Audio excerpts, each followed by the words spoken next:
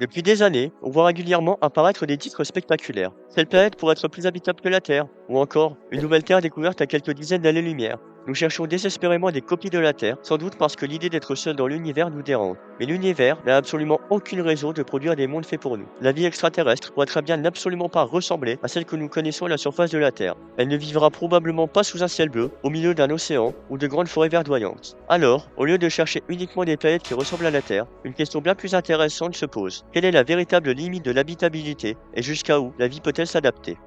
Parmi les critères les plus souvent cités pour déterminer si une planète pourrait être habitable, on trouve la fameuse zone boucle d'or, aussi appelée zone habitable. Le principe est relativement simple. Il s'agit de la région autour d'une étoile où la température permet à l'eau liquide de rester à la surface d'une planète. Si une planète est trop proche de son étoile, la chaleur est telle que l'eau s'évapore complètement. A l'inverse, si elle est trop éloignée, les températures deviennent si basses que l'eau reste gelée. Dans notre système solaire, la Terre se trouve presque au centre de cette région, ce qui permet l'existence d'océans liquides à sa surface. Mars est proche de la limite externe de cette zone, ce qui explique en partie pourquoi l'eau y est aujourd'hui majoritairement gelée. Vénus, à l'inverse, se situe vers la limite interne et possède une température de surface supérieure à 460 degrés, suffisamment pour faire fondre du plomb. Cependant, cette notion de zone habitable est une énorme simplification. Elle ne prend en compte qu'un seul paramètre, la distance entre la planète et son étoile. Or, la température réelle d'une planète dépend de nombreux facteurs. L'un des plus importants est l'atmosphère. Elle peut fortement modifier la température d'une planète grâce à l'effet de serre. Vénus en est l'exemple parfait. Son atmosphère extrêmement dense, composée à plus de 96% de dioxyde de carbone, piège la chaleur et provoque un effet de serre incontrôlé.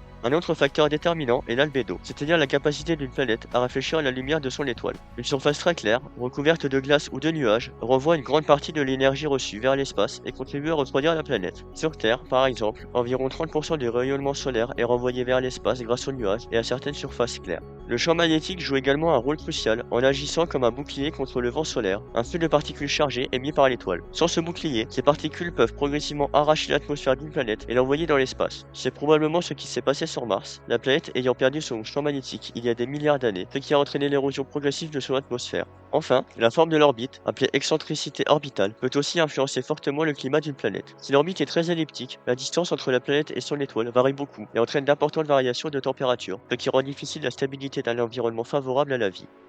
Lorsqu'on parle d'habitabilité, on pense presque toujours à la lumière d'une étoile. Pourtant, la vie pourrait exister sans soleil. Sur Terre, certains écosystèmes vivent entièrement dans l'obscurité la plus totale. Au fond des océans, près de sources hydrothermales, des bactéries, des vers géants et d'autres organismes se développent sans jamais recevoir la moindre lumière. Au lieu d'utiliser la photosynthèse, ces organismes utilisent un processus appelé chimiosynthèse. Ils tirent leur énergie de réactions chimiques produites par les minéraux et les gaz sortant du plancher océanique, comme le sulfure d'hydrogène. Cette découverte a profondément changé la manière dont les scientifiques imaginent la vie ailleurs dans l'univers. Si la vie peut exister sans lumière, alors une planète n'a pas forcément besoin d'être proche de son étoile pour être habitable. Des mondes très froids et très éloignés pourraient malgré tout abriter de la vie, à condition qu'il existe une autre source d'énergie. Imaginez un océan global piégé sous 30 km de glace, un monde où le mot soleil n'a aucun sens. C'est le cas de certains satellites de planètes géantes. Autour de Jupiter, plusieurs lunes glacées, comme Europe ou Ganymède, pourraient cacher d'immenses océans liquides sous leur surface de glace. Ces océans ne sont pas chauffés par le soleil, mais par les forces de marée. L'attraction gravitationnelle de Jupiter étire et comprime ces lunes en permanence, ce qui produit de la chaleur à l'intérieur de leur structure et empêche leurs océans de geler complètement.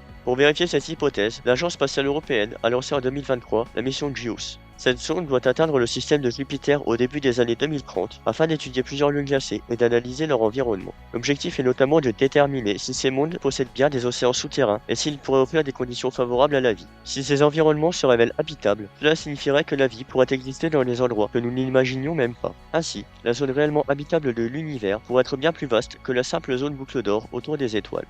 En réalité, nous ne connaissons pas la véritable limite du vivant. À mesure que la biologie progresse, les scientifiques découvrent des organismes capables de survivre dans des conditions qui semblaient autrefois totalement incompatibles avec la vie. Par exemple, certains organismes multicellulaires extrêmement résistants, comme les tardigrades, sont capables de survivre à des conditions extrêmes. Ces minuscules animaux peuvent supporter des températures très élevées ou très basses, des pressions gigantesques, mais aussi le vide et les radiations du vide spatial pendant un certain temps. Cette résistance exceptionnelle laisse imaginer que des organismes comparables pourraient survivre sur des mondes très exposés, comme certaines petites lunes dépourvues d'atmosphère ou de champs magnétiques. D'autres formes de vie montrent une résistance encore plus étonnante à des environnements chimiques extrêmes. La bactérie Deinococcus radiodurans est par exemple capable de survivre à des doses de radiation qui seraient mortelles pour presque tous les autres organismes. De nombreux micro-organismes vivent également dans des milieux très acides, extrêmement salés ou soumis à des pressions colossales au fond des océans. Ces découvertes permettent d'imaginer des formes de vie dans des endroits qui semblent, à première vue, totalement hostiles. Par exemple, la surface de Vénus est un véritable enfer. Pourtant, dans son atmosphère, à environ 50 km d'altitude, la pression et la température deviennent relativement proches de celles que l'on trouve sur Terre. Certains scientifiques ont donc envisagé la possibilité de micro-organismes capables de survivre dans les nuages riches en acide sulfurique de la planète. Les lieux potentiellement habitables dans l'univers pourraient donc être bien plus nombreux et bien plus surprenants que les simples planètes ressemblant à la Terre. Jusqu'à présent, toutes les formes de vie que nous connaissons reposent sur le carbone. Cet atome possède une propriété essentielle. Il peut former des chaînes et des structures moléculaires extrêmement complexes, capables de constituer les briques fondamentales du vivant. Mais en théorie, le carbone n'est pas la seule base possible pour la vie. Un autre élément possède des propriétés chimiques relativement proches, le silicium. Cet atome se situe juste en dessous du carbone dans le tableau périodique et peut lui aussi former des liaisons chimiques variées. Cependant, les molécules du silicium sont généralement moins flexibles que celles du carbone et réagissent différemment avec l'oxygène. Résultat, une vie basée sur cet élément ne ressemblerait absolument pas à des organismes faits de chair et de cellules. On pourrait imaginer des structures beaucoup plus minérales, proches de cristaux ou de formations rocheuses, capables de croître, de se réparer et de se reproduire.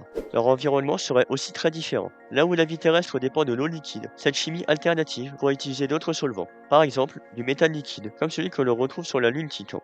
En poussant encore plus loin ces spéculations, certains chercheurs ont imaginé des biochimies totalement différentes. Des organismes qui respireraient du fluor, qui utiliseraient des métaux liquides comme fluide interne, et qui existeraient à des températures et des pressions où la matière organique terrestre se désintégrerait immédiatement.